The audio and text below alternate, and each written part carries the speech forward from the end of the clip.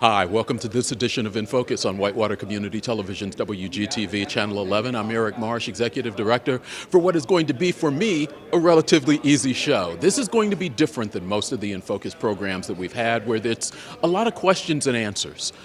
This one is just going to be providing some information to the community about a program that's been going on here through the Probation Department for about 5 years, JDAI, Juvenile Detention Alternative Initiative. You may have heard Kory George talk about it during commissioners' meetings or council meetings over the last few years.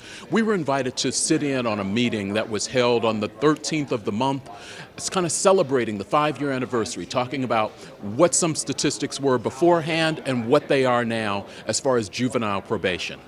We're going to bring you as much of that as we can here on In Focus, and then we'll show you the whole thing at a later point. So here's some information about JDAI on In Focus on Whitewater Community Television's WGTV Channel 11.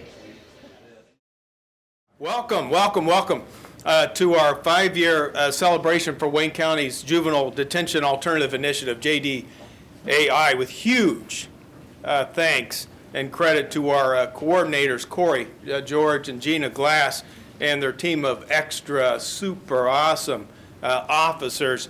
I can guarantee a fantastic ride today on what Kory decided to theme as the Magical Mystery Tour.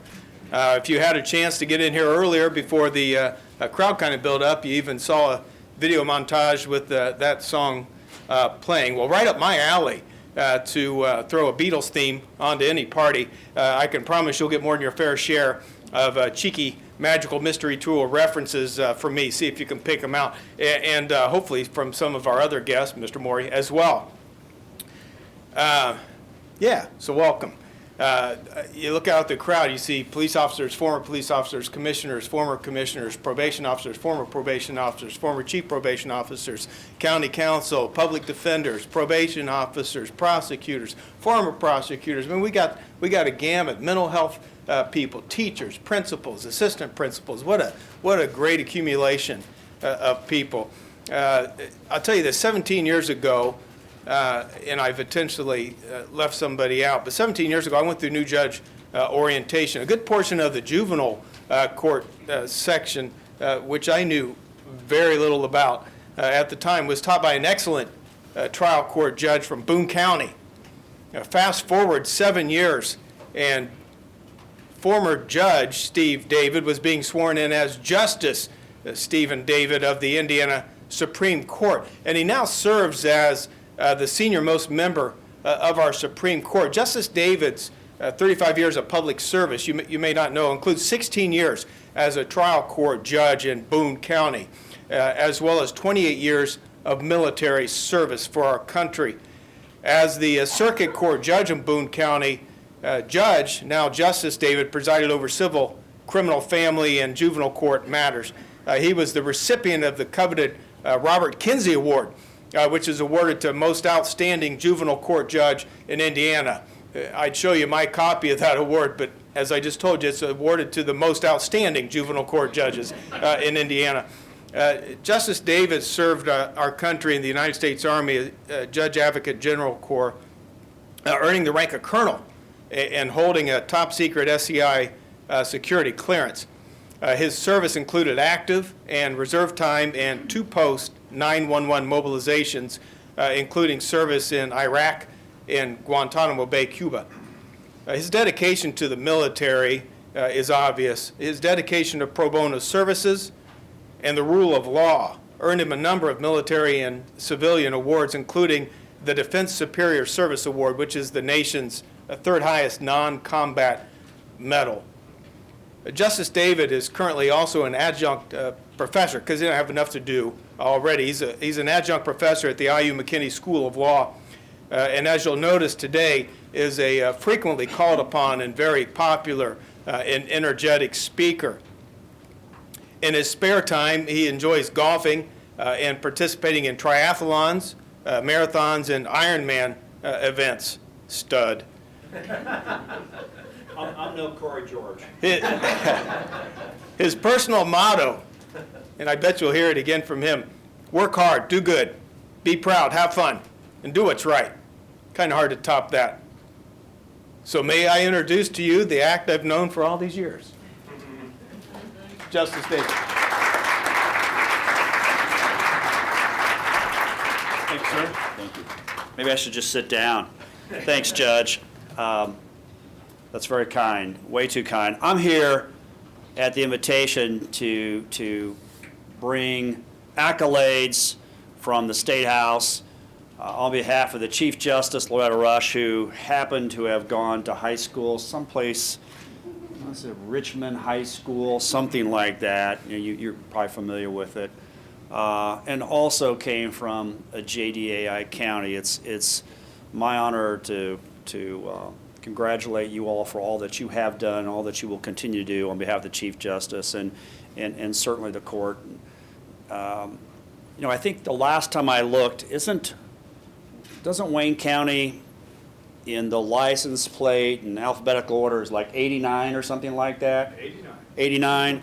I think that's probably right alphabetically, but it's wrong in any other respect. And certainly as it relates to JDAI and community involvement, you're number one.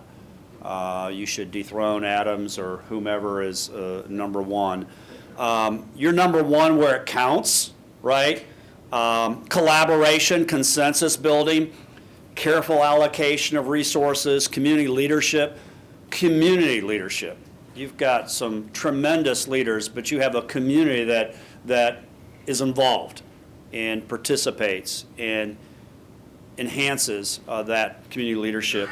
Caring for children and commitment not only to sustainability but to improvement. So I am honored to be here and to share this morning with you. Just take a moment and look around the room, and I understand there's even a larger group coming to the open house, and maybe the judge and Kory are going to perform, and maybe there's some secret ritual later on today. I know some of you, recognize some of you, and I don't know all of you, but I do know that you're here because you are already heavily invested in JDAI, or you're interested or wanting to be involved and wanting to give more to your community. A little reflection from my perspective about Wayne County and JDAI. So here it goes. If you've heard of the Beatles, or otherwise familiar with some of their lyrics, you might think, man, that guy is pretty clever. Probably not, but maybe one or two of you just to humor me. If you're not familiar with any of the Beatles songs or the Beatles, then you might think, he's just weird. He's just weird. So I'll try to emphasize when I'm referring to lyrics, and I'm a former trial judge and a longtime soldier, so I'm all about reading body language and eyes. So I'm going to evaluate myself based on your rolling of the eyes. So here we go. Years ago in Wayne County and across the state, unfortunately, there was the opinion that nothing is going to change my world. That's one. Anybody catch that one? Okay, all right. But some of you knew, particularly in Wayne County, that you could do better for the children of this community if you could get by with a little help from your friends and start to collaborate. See, this is going south. Sorry about that.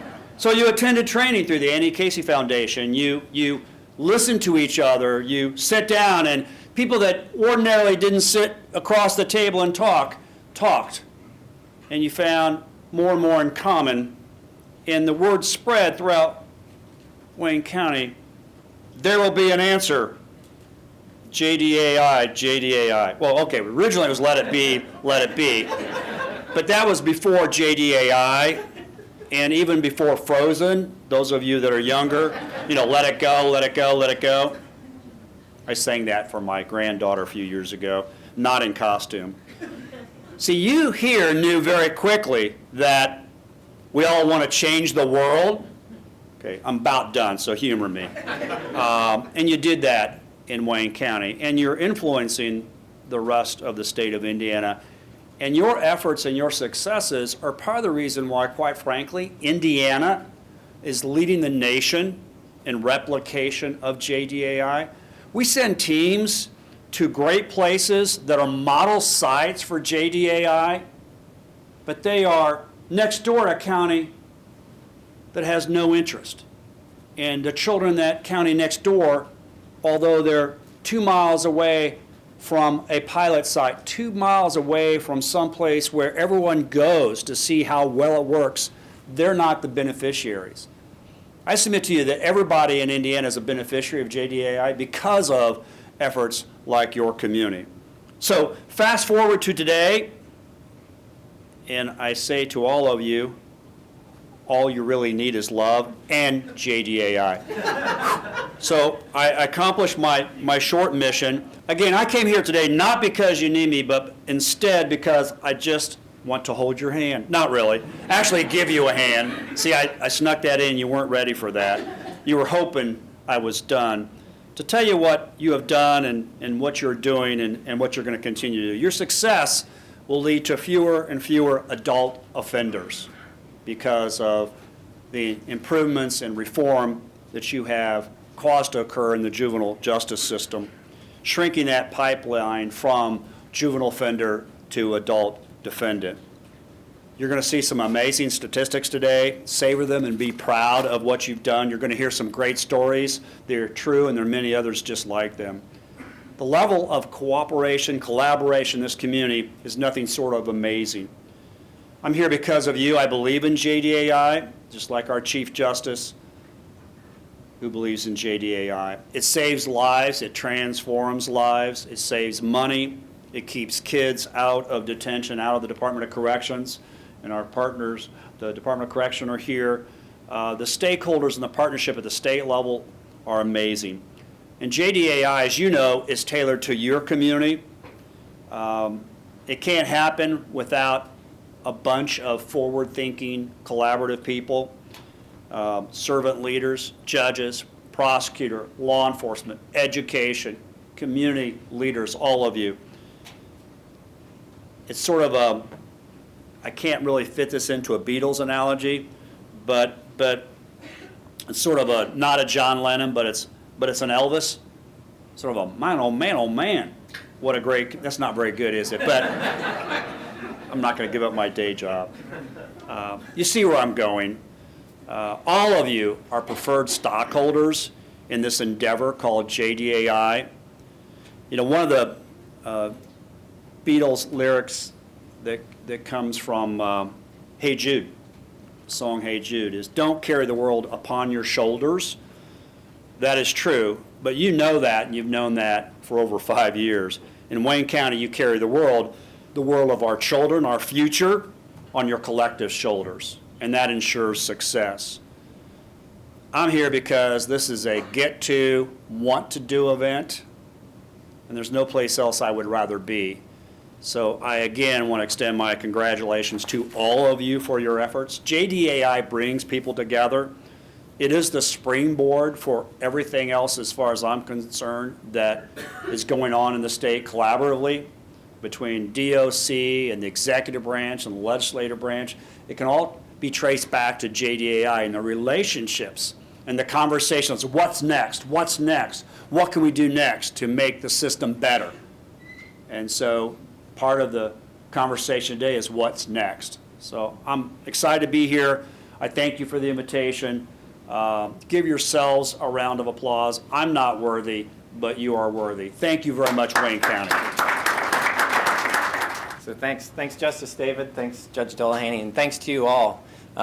Again, as Justice David said, there's too many to thank, so I'll just say thanks. I do want to point out we've got some juvenile probation officers who have really worked hard to help make this event happen, so thanks to them. So one of the things that JDAI teaches us, part of my role here, is to talk about how we did business before JDAI. We've got a lot of data, we've got a lot of information. But JDAI teaches us to lead with data. So as I was trying to figure out what I was going to say, I went back to 2009. So as a little bit of fun, 2 of my juvenile probation officers were still in high school in 2009. 2 of my other juvenile probation officers did not have fully developed brains, if you listen to the science, which we'll hear Dr. Alsma, Keith, Matt, some others talk about a little bit later. The iPhone 2 was out. big technology. The New England Patriots had won 3 Super Bowls, and the Super Bowl winner of that year was the Pittsburgh Steelers.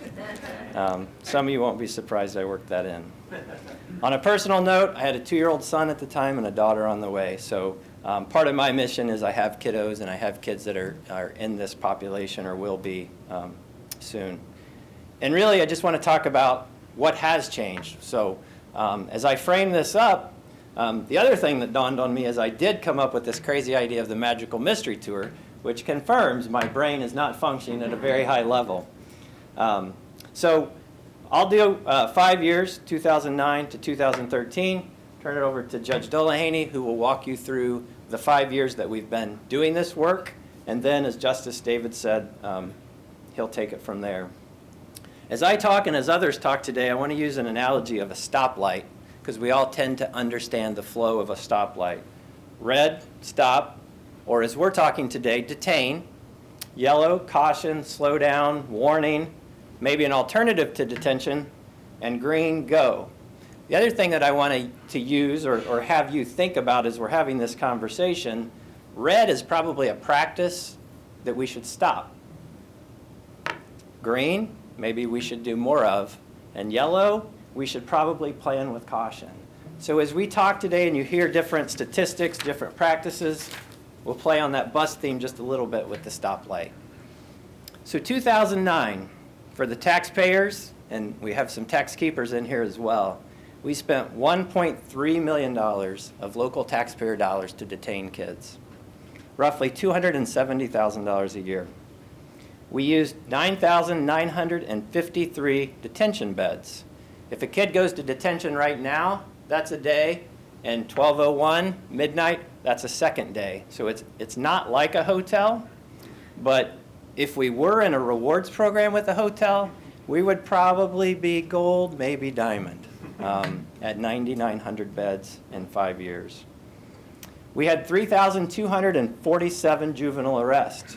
So our law enforcement partners in the room can tell you an arrest takes a lot of time, a juvenile arrest probably takes more. We had 215 felony petitions filed. We have Mike Shipman, our prosecutor, and Natalie, our deputy prosecutor.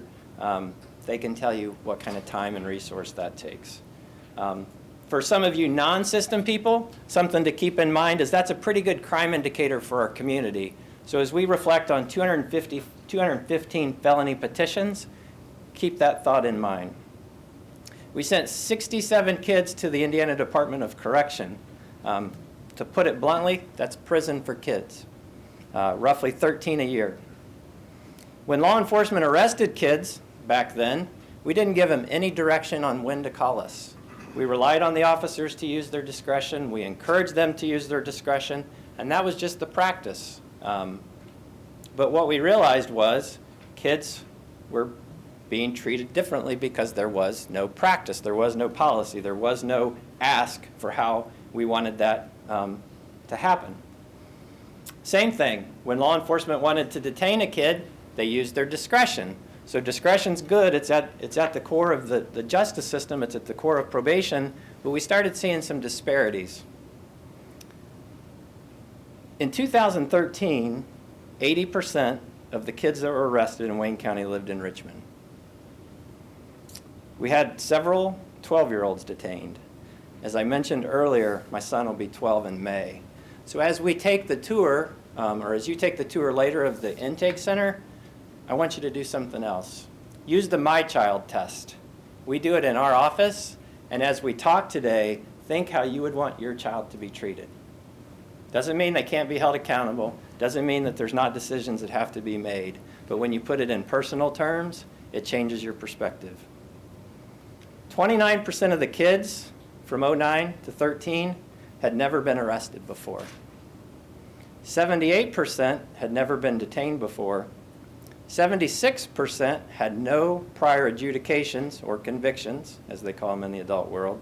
So these were not kids that were frequent flyers, kids that we had seen repeatedly. Then when we did detain them, 69% of those youth never had a felony petition filed against them in court. 49% of the kids, we think think being the key question, had mental health concerns. We've got mental health partners in the room. We know how important that is, and we know how vital good mental health can be. But we didn't know. We asked questions, but people weren't always honest. We had no screening practices that could tell us. So one of the first things, skipping a little bit forward, that the state team did when they came in is they did a detention utilization report or study and a system assessment. So they came in and they interviewed some of you in this room, traditional stakeholders, non-traditional stakeholders. So some of our findings were probation couldn't accurately identify mental health indicators. Listen up later, we'll talk about that. Some others will. Caution was given not to net widen. We heard Justice David talk about that a little bit ago, to bring kids into the system. Data enhancements are necessary. That should have been in all bold and all cap. I'm not the data person, but we have Dr. Parker from IU East, and I don't know where Dr. Parker is. I don't want to steal your thunder, but when a guy walks into your life that says a day without data is a day without sunshine, you should probably keep him. And we're not letting him go. One of the other interesting findings, and I quote, Wayne County has not historically utilized a high number of detention beds. In 2013, we had the goal to say we weren't detaining a lot of kids. We detained 9,900 kids in 5 years. We did what we did because that's what we knew. So red, yellow, green. One green that's apparent is we spent $1.3 million. Money's important, and a lot of people, that's the lane, and that's why you're in this room, and that's the mission of your function. But what I want to do today, or what hopefully others will do today, is talk about the green and the outcomes that we're getting. How we're doing business differently, how we're just making better informed decisions and looking at the outcomes of those decisions. So I think that sort of wraps up my part. One of the things that I kind of wanted to share, and Michelle Tennell, our former state director of JDAI, is here in front of me. November 19th, 2013, she probably doesn't remember this. Actually, she probably does remember this. It was probably sent at about 2 in the morning, because that's when she did her best work. A judicial announcement was sent out to counties to see if they wanted to join JDAI. Judge Dolehaney sent an email to me, and I've saved it, and it said, "We in?" ? So for my one little Beatles point here, ask me why, I offer. I can't believe it happened to me. I can't conceive any more misery. Sorry, Nancy. Sorry, Michelle. As many of you can attest, there is some misery to this work. There's some uncomfort to this work, or discomfort. One of the things I've always been taught is healthy anxiety is good. Unhealthy anxiety is probably not so good. I have lots of anxiety most days. But I thank you all. I thank you for going along on this ride. And I think it's back to Judge Dolehanty. So, thanks.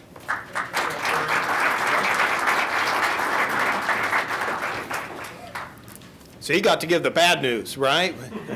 One of the benefits of being the boss, I guess, is you to pick and choose which part you get to present. Let me give you 5 years of good news.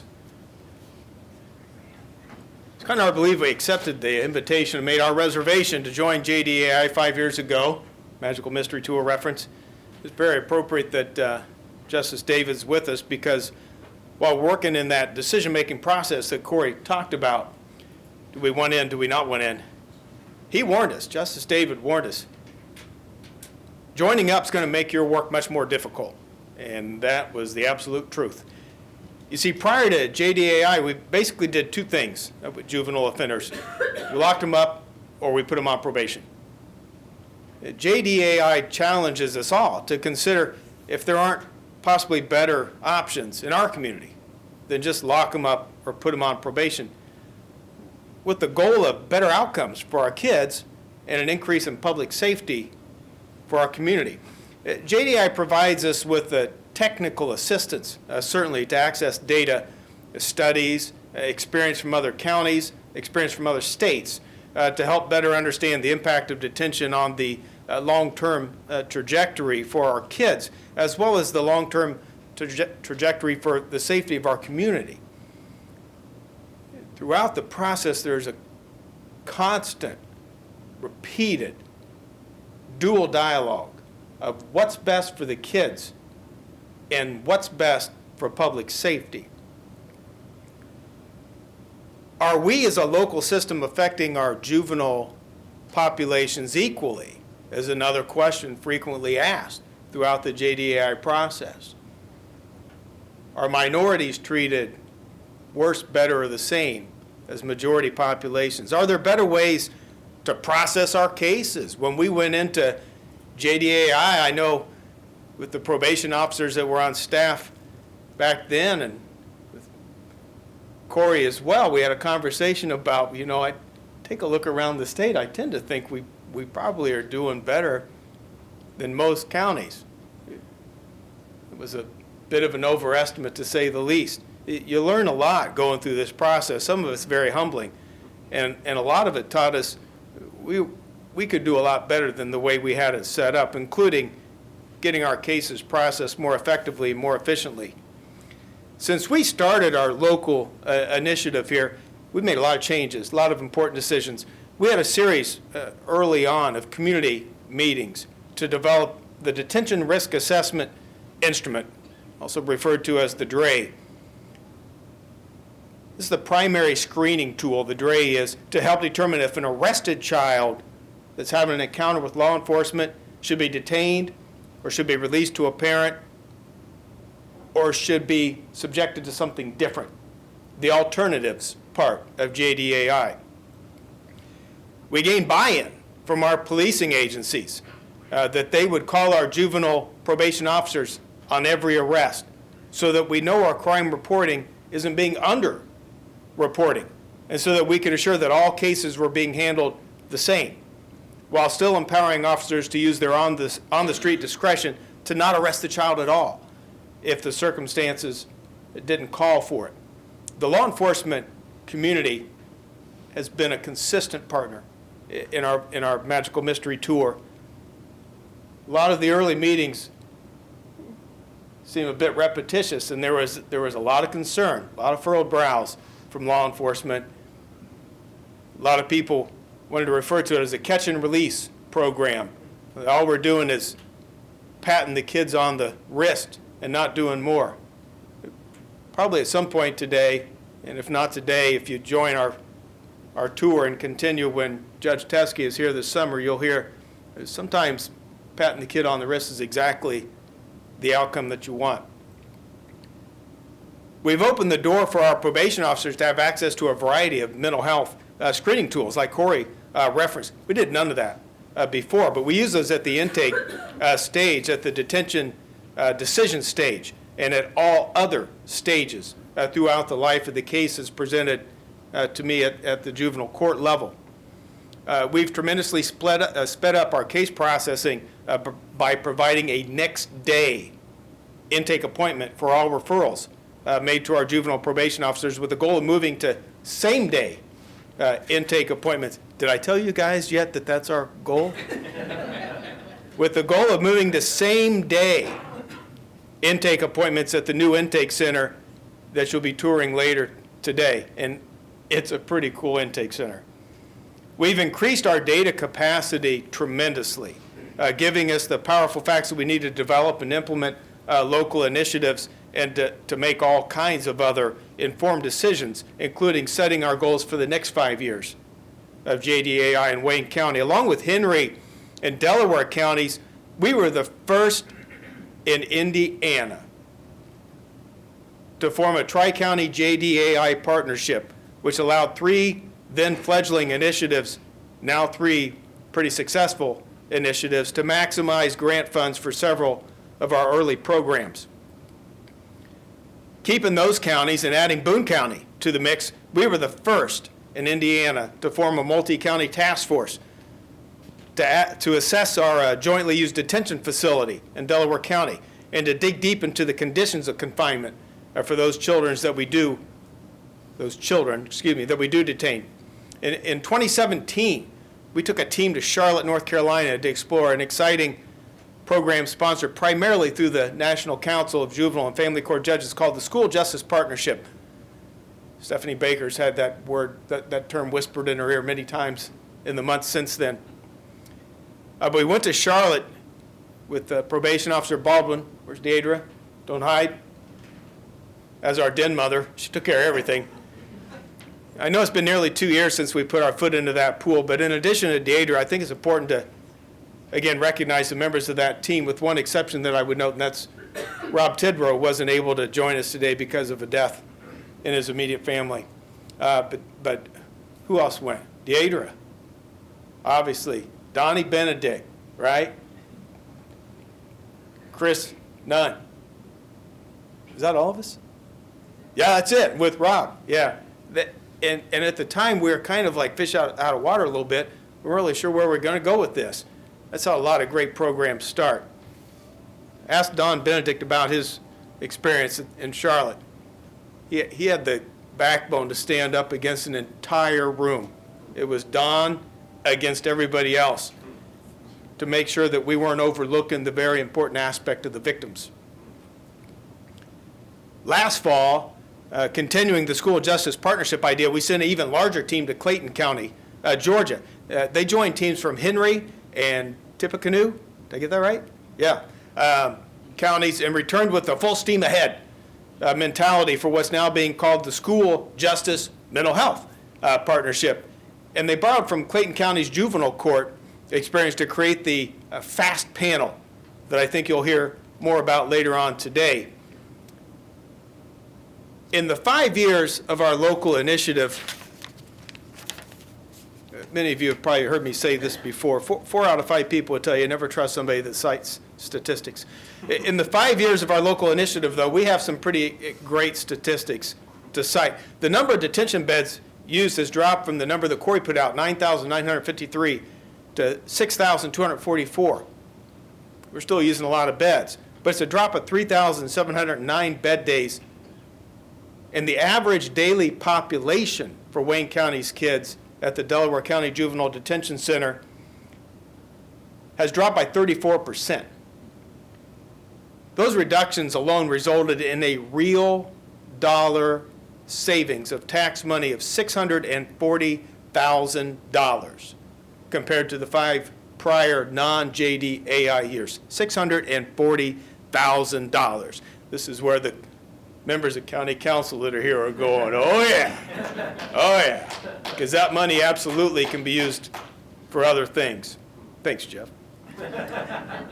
Since our baseline year of 2013, secure detention admissions, that being the number of kids who hit the door, not the number of days they were there, the number of kids who hit the door in our detention center went from 114 to 34. Now here's a place that's a place I can't really compare the prior 5 years to the current 5 years, the most recent 5 years, because we didn't even track that information before JDAI. Another great example of the way we brought our data collection up to snuff. The number of children being sent to the Department of Correction, Kory cited to you earlier, was 67, almost one a month for Wayne County. Dropped to 21 in the most recent 5 years. You won't be surprised, I think, to know that with those kinds of results, our local initiative is getting noticed at the state level and nationally. National recognition, not to blow anybody else's conversation that might come up later on, so I'm just going to give you a snapshot of them. In 2016, Kory and then statewide coordinator Michelle Tennell traveled to Omaha, Nebraska, where they presented on state scale JDAI work. In 2017, Kory and Nancy Weaver, who took over when Michelle stepped aside, attended the National Intersight Conference in Orlando, Florida. You see, they improved a little bit of the location where they went, where Kory, our Kory, presented to JDAI teams from across the nation on maximizing collaboration and coordination across levels of government to scale up JDAI. That's a long title. This year, Dr. Linda Henderson Smith, the Director of Child and Trauma-Informed Services, requested Kory to present at the National Council of Behavioral Health's National Conference in Nashville, Tennessee, regarding our Wayne County Juvenile Intake Center that hopefully you'll be able to stick around and tour later on today. The Wayne County Juvenile Intake Center will be featured with 2 other sites at that conference in Nashville, Tennessee. The plan is for all of our juvenile probation officers to attend that conference thanks to JDAI performance grant funding, which is a beautiful segue to our state level recognition. At the state level, Wayne County's JDI has been recognized twice already with performance grants. For fiscal year 2015 to 2016, we were one of 5 counties in the state to receive a $59,000 bonus grant. We used those funds to bring in functional family therapy, or FFT, which Chris Nunn is going to talk about later. Did you know that, Chris? Okay. For fiscal year 2018 to 2019, we were awarded an additional $39,450, which was used to jumpstart the fledgling school justice mental health partnership that I mentioned earlier. We did have Mr. Tidrow slated to talk about that further, and as I told you, Rob won't be able to help us out. It's an exciting partnership, and one I promise you'll hear much more about over the coming years. Stephanie, Josh. We recently found out, Dawn, we've been selected to apply for a 3rd performance grant for fiscal year 2019 to 2020 of up to $49,500. As you can imagine, Kory is licking his chops at the opportunities those funds could facilitate. Keep in mind, those performance bonuses, and they were bonuses, are fully in addition to the $450,000 we've pulled down in state grants to establish and maintain our initiative.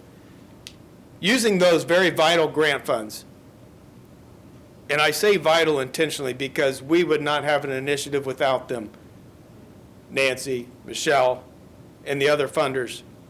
We couldn't have even started, let alone survived and thrived without your help. But using those vital grant funds, we've trained 162 teachers in a program that Keith Morey is going to speak of later today called Teaching the Teen Brain.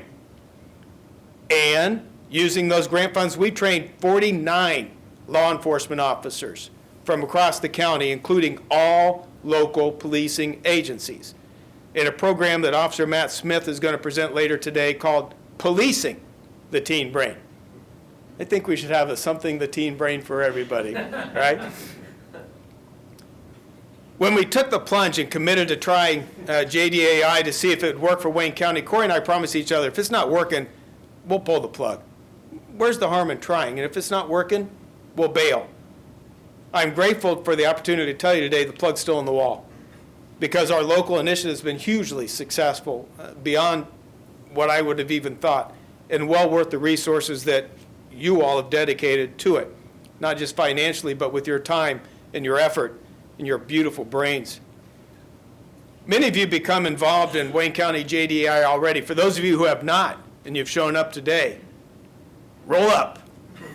That's an invitation. Roll up. Make your reservation. There's always room for you on our Magical Mystery Tour. And this is where you would applaud if I wasn't still standing up here. Now, So where do we want to go in the next 5 years? Iron Gate Creative is here. I've talked to them about helping tell this story. Bob Chamness, my former boss, always told me to stay out of the headlines, let the politicians do that. That bus has left the station, Bob, sorry. Your younger colleague, Mr. Pete Zaleski, I don't know if Pete's here, told me about 2 months ago, tell your story. Make this is a story. We've got our folks from the Pal Item here, we've got other media here. There's a story, and I wasn't telling it. That's the mystery, and that's my fault. I take ownership. So I've called in the heavy hitters to help. April Dupree, who's here in the front, created a beautiful infographic with all the stuff that we've left you with. Keep it. The second page, my friends here next are going to tell you what we would like. So Justice David and Nancy, the floor is yours.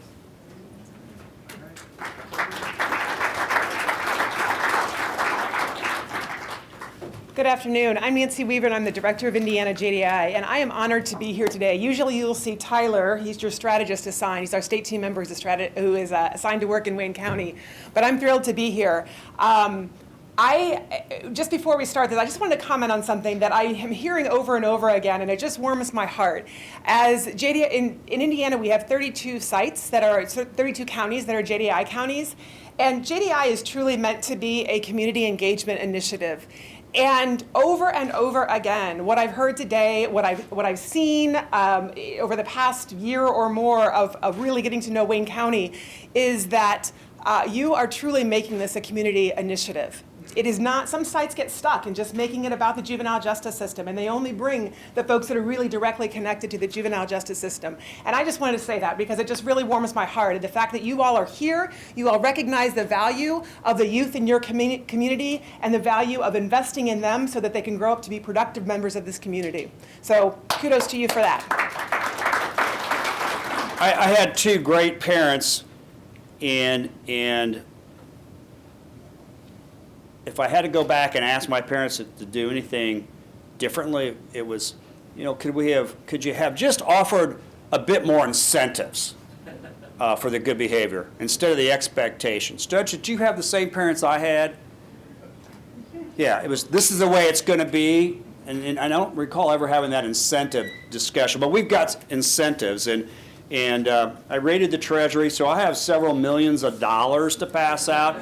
You have the handout. Your community needs your recommendations as to what you want to do. You have saved millions of dollars for the state, and you have saved hundreds of thousands of dollars to you. So when we conclude here for the next portion, I have money to hand out. It's not going to do you any good locally to spend or even statewide. You might find some country that's probably more valuable than their currency, but it's fun, and it certainly means something. I gotta say to all of you, but to Michelle, did you ever imagine in your heart of hearts that this would be where we are in Indiana in 3, 4, 5, 6, 7, 8 years, depending on the county? I'd trade for it. As brilliant as she is, and as visionary as she was, I don't think we could have imagined this. And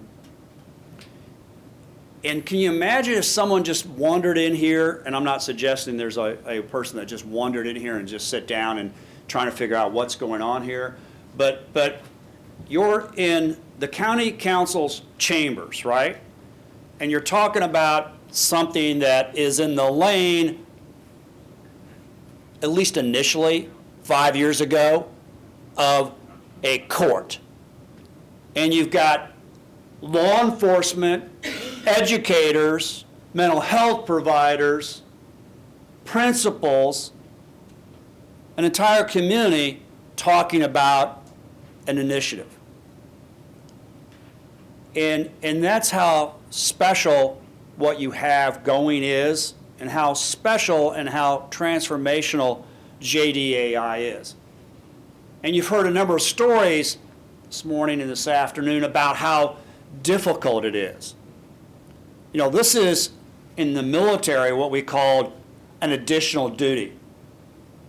This is an additional duty that you all have taken on, not necessarily with any additional compensation. And why? It's because you care. It's because you care. You care about your children. You care about the children in this community. Those that are 18 years of age and younger in Indiana make up about a fourth of the population, but 100% of the future of the state of Indiana. And you understand all of you have unique expertise and skill sets, but you understand that bringing those together and supporting each other, even if that's not exactly your lane, it's better for your community. Because your judges, all of them, support this initiative, just like your judges support each other. the fact that your county council and commissioners and other elected officials, that your law enforcement. And guess what? With JDAI, you're not giving up anything. Can a police officer still apprehend a child? Absolutely. Can you still put a child in detention? Absolutely. Nothing's changed, but everything has changed.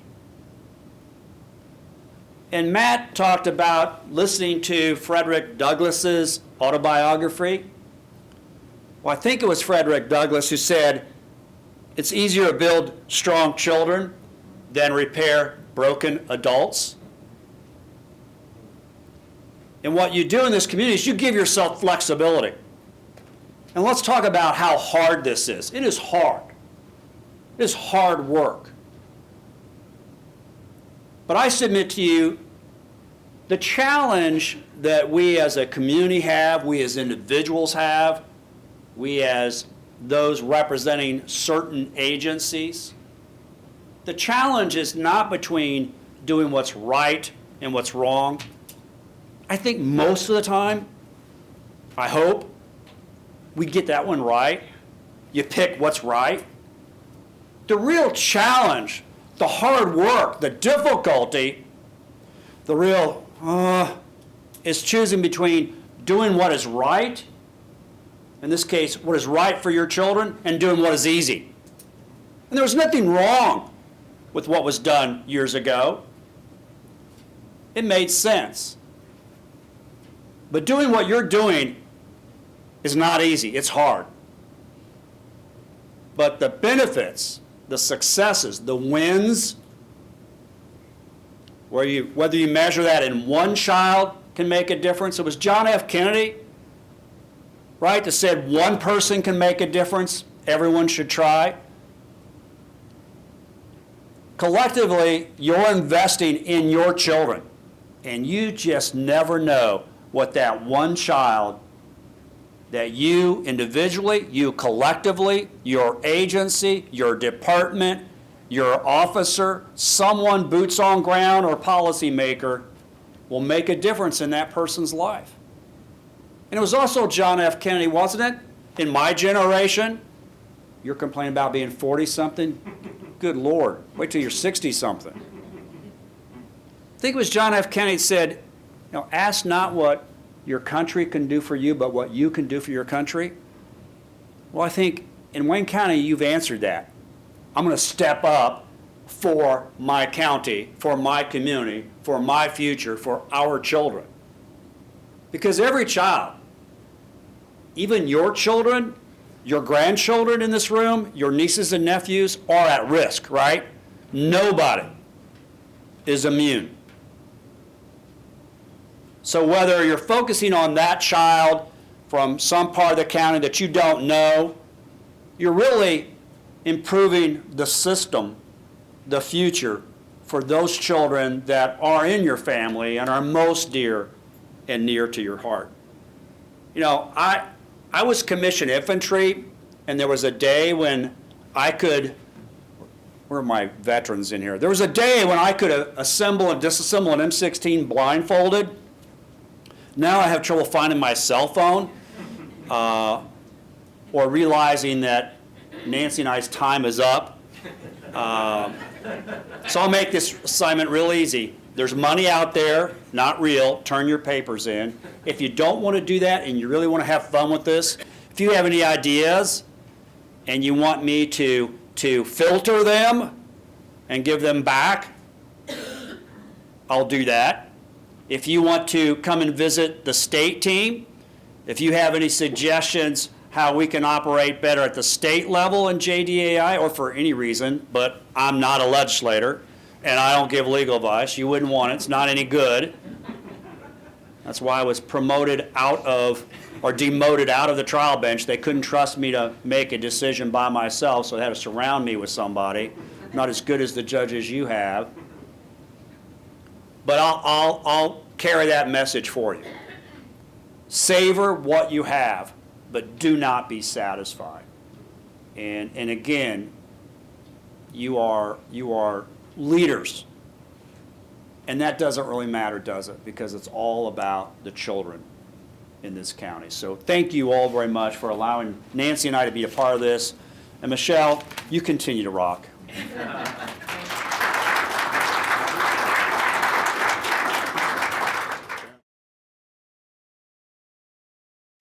All right, so this is our juvenile intake center. Right here is where we start our interaction with the juvenile once they've been arrested. So we'll schedule an appointment the next day. The officer will call us, say, hey, we arrested ABC. We'll run them through what's called our DRE. And then it's a list of questions, basically, that we ask the officers to answer so that we can better assess whether or not they should be in detention or not. Once we get that DRE score, that helps tell us whether they should be released, whether they should be detained, or if they're in the middle and they should have an alternative to detention. If they do get released, we have them in next day. If they get an alternative to detention, we have them in the next day. Once they come in, the family comes with them, parents, hopefully both, if not at least one. We have the 3 intake centers, 1, 2, and 3. We'll bring them in, we read them their rights, we do a PI and get their preliminary information, where they live, who they live with, things like that. And then we kind of talk about the arrest, what happened, what they could do differently, how they could handle things differently.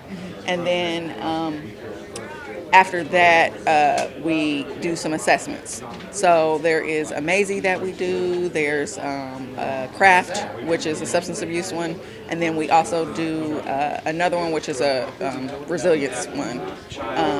And so, for instance, I've seen that you work for Centerstone. If they score high on the MAZE, we will call and get immediate action, especially if it's suicidal. If it's homicidal, too, as well. If it's substance related, unless they're saying there's like a problem like with heroin or something like that, then we are just going to try to get them in to get some type of substance abuse assessment set up. Other than that, we would try to really get them into intake as soon as possible. And then once we're finished, we take that information back to the prosecutor and staff it, and that's kind of how we handle it. But I can show you one of the rooms. The goal of our rooms was to kind of be motivational, to make sure that it was welcoming, it was something that kids would want to come in, sit in, and talk to us in, and not feel like that they were in all this trouble, because sometimes it's not something that necessarily, I'm not going to say not a controlled behavior, but it's something that, it just needs some redirection, needs some guidance, needs somebody else to say, hey, you could have done this differently. And then other times they do need to go see the judge, but this at least is saying, hey, can you please talk to me and tell me what's going on? And that's what our goal was with our rooms. All the rooms are decorated differently. All of them have different motivations. They do all have the chalkboard, so kids can leave us messages or whatever they would like to do. And also, we just want to make sure it's comfortable. And then out here also in the waiting area, we put a lot of pamphlets out so that if they had questions, say they were here for fighting, but they smoke a lot of marijuana. There's some information packets about marijuana out there as well.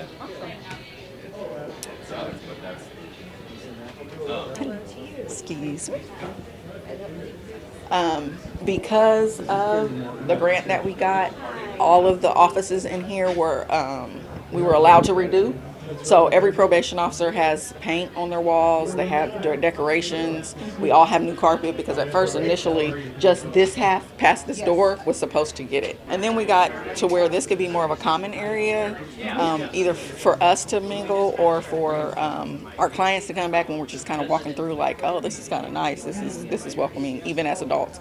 The pictures themselves were done by Kory George's wife, Sarah. She did them for us as a kind of donation, I guess you would call it. And it's, it's just enough to just kind of add it a little bit more personality to it. And then we also got to do a new room in the back, a meeting room. Yes. And we have some good technology back there, so it's really helped, especially for our staff meetings and things like that. I hope you've enjoyed this week's In Focus. Our thanks to Kory George for letting us know that that event was taking place. And keep your eye out, because we will be running the full event. We had to cut down in order to fit this In Focus program. Want to remind you that there is still time for you to get registered to vote. Voter registration ends Monday, April 8th. The voter registration office is open at 301 East Main Street, Monday through Friday, 8:30 to 4:30. Also want to remind you that if you want to give us a question for our special In Focus Candidate Forum taking place on April 18th, you can send that information to wctv@iue.edu. We'll have Democratic primary mayoral candidates Dave Snow and Jack Cruz with us for 90 minutes on that day. Richmond Police Merit Commission is looking to fill a couple of positions. You can see some information there on the screen. Candidates must be Wayne County residents for 3 years prior to the appointment, be of good moral character. Then how was I on there so long? Must not have held a political position and some other things. Reach out to Chief Jim Branham if you need more information. If you've been doing some spring cleaning and have some e-waste you want to get rid of, this Saturday is the day from 9 to 12 in the IU East campus. 9 to 12. It happens every fourth Saturday, so remember that as you do your spring cleanup.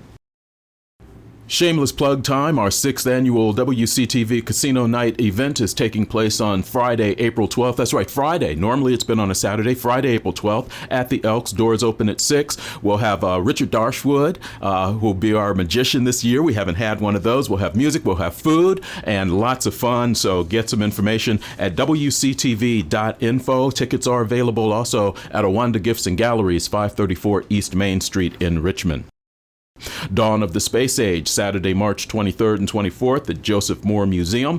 Check that out. Should be a lot of fun. Also this weekend, the recital going to be taking place at Bethany Theological Seminary. That's at 4 o'clock. And then just stick around at 7 o'clock. There's a Gospel Fest in Goddard Auditorium. Free admission there, no tickets required. Want to remind you that we've got a special In Focus coming up Friday morning. It will be live. You'll be able to send your questions in via Facebook. We'll have both Brad Barrett and Jeff Rotz here with us, and also Dr. Minji Parker from IU East will be asking questions, so you'll be able to ask questions of your legislators on a special In Focus Friday morning, 9:30 on WGTV Channel 11. Also, next week, our In Focus is going to be a replay of a conversation we had with Mike Rowe about workforce development in our area. It's ahead of a program that will start on April 2nd called Eastern Indiana Works. Replays of this show can be seen this weekend on WCTV. It's also available on our video on demand site. We'll be with you again next week. Have yourself a great weekend.